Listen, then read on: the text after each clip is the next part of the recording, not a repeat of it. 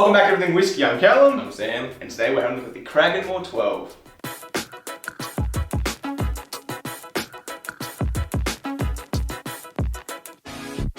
Alright, so Cragganmore 12, again, another one we kind of had for a little bit.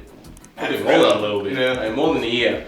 Again, and we just realised we never review it. It's just at the back because we never drink it. It's just one of those ones where it's like fine, and it's good, more than fine, it's good, but it's just not what we're drinking at the moment. And also, like, we bought it so long ago that we kind of just assumed that we did review it, but there's this little kind of like crossover period of where we started the channel, had whiskey, started buying whiskey for reviewing, and then some of that all the like was left behind when we thought we did, you know, like some of that was forgotten. So basically, Cragganmore 12, this is a Speyside. It is from the Cragganmore distillery in Speyside, Scotland, and it's produced by Diageo, so the big boy, one of the big boys. So mass produced Speyside is basically what we're doing here. So you're probably going to get your very much kind of like assumed taste from it, maltiness, honey, sweetness. So we'll get into the specifics, but I'm just already assuming that what we're going to get. Because I haven't tried this in over 12 months. Yeah, I bought this when we were in the peak of our Speyside phase. Scotchy. And this was like a quite expensive one. It was 110, 120 bucks. Back then, I think it might be around the same. It's like 110 now. Yeah. But again, like it just varies. So it was probably one of our higher end Speysides, and from memory, I really enjoyed it. But we just obviously grew out of it. Yeah, with whiskey, for most people, to interrupt you, but you normally do just like you change. The preferences are a constantly moving kind of thing. It's not just a stationary object. Your preferences change. You taste one thing, like people who initially taste Islay that hate it, but eventually get into it and it becomes their favorite. Sometimes it dips back down and they end up kind of getting sick of Islay and falling back in love with Speysides and Highlands. Or for us, like we never fell out of love with Islas, but we kind of just like really recently, well not that recent, like last 12 months, we've gotten really into, you know, bourbons and ryes and stuff like that, Texas malt, stuff like that. That happens. We might swing back around and start from square one again and start being really into Speysides again. So it's always changing, but from memory, this was very sweet, very sweet and very easy going. I was about to say, on the nose, it's core Speyside flavors, honey malt, but with pepper. There's cracked pepper on the end. You get that malty funk, that brand cereal, kind of mildewy, wet hay note, mixed with a bunch of honey, like honey blossom, like the floral, light, like musky sweetness. But I'm also getting like from that maltiness, the wet hay, I'm getting even more like kind of earthy notes, and maybe that's where the black pepper is. I'm getting like the black pepper, but without the spike of the black pepper. Yeah, so you know this what pepper smells like, but you know it's not when it's like, you know, when it's been cracked and it's like you're sneezing because of it. It's like you're just smelling what pepper smells like without it being like, I don't know how to describe it. Like the peppercorn. You know what pepper smells like and tastes like, but without any of the spiky spiciness of it. It's weird.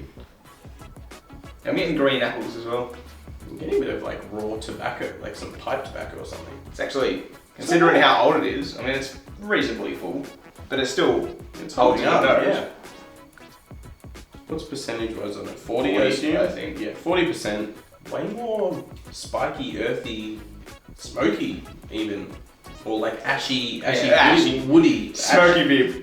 Not smoky like peaty, but like kind of like an ashy, more probably woody.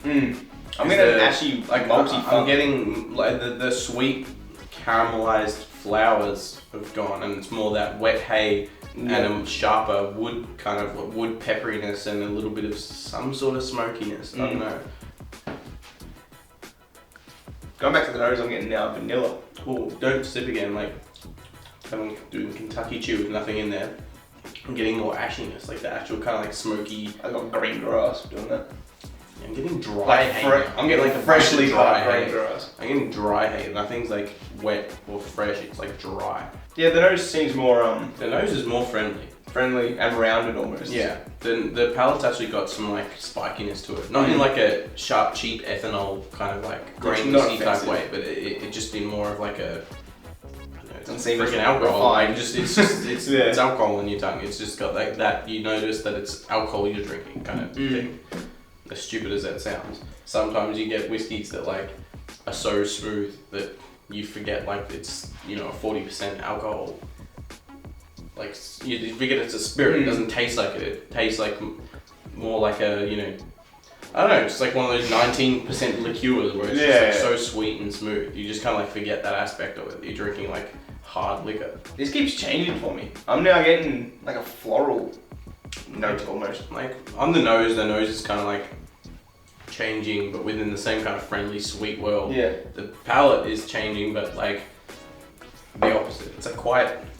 It's got some kick to it. It's got some body. It's got some kind of like static. Like the visualization, like of what you can like that staticky kind of like light spikiness. I'm getting almonds. I'm getting almonds heavily throughout all of it. That's where we're getting that smokiness. Like toasted nuts kind of thing. Like you toast pine nuts. I actually really enjoy this. It's not bad. It doesn't remind me so much of a Speyside. Like that malty funk's still there, but it's nowhere near. For me, it's like it's still it's not got that really rich, overwhelming malty funk that it's kind of wet hay. It's not mildewy like moldy wet hay. It's lighter on that front, so it's much more drinkable for where we are. Yeah. But it's still like a Speyside. It tastes like a Speyside single malt Scotch. Exactly. Yeah. But like I'm really enjoying this. There's nothing like jumping out as like incredibly unique. But it's just really enjoyable. Yeah. I don't know. It has all the core notes. Yeah. But it has it's a little doing bit of everything well. Like that little sidestep, like the smoke, pepper, kind of stuff. I don't know. Let us know what you think of the Cragganmore 12. We have only tried the 12. We haven't tried any of their other ones. I don't know what else they actually offer. If they offer any kind of unique renditions. I want to try finishing. So let us know what you think of it. If there's any others we should try from the line. If there's anything we should try other than this. If we like this kind of thing, like what's like the Cragganmore. I feel like similar in my head. We tried that. We reviewed that recently, 6 months ago or something like that. But that kind of thing. But otherwise, if you like this episode of Everything Whiskey, leave us a like. If you want to see future episodes from us, maybe consider hitting that subscribe button. If you do, we'll see you next one. Cheers. Cheers.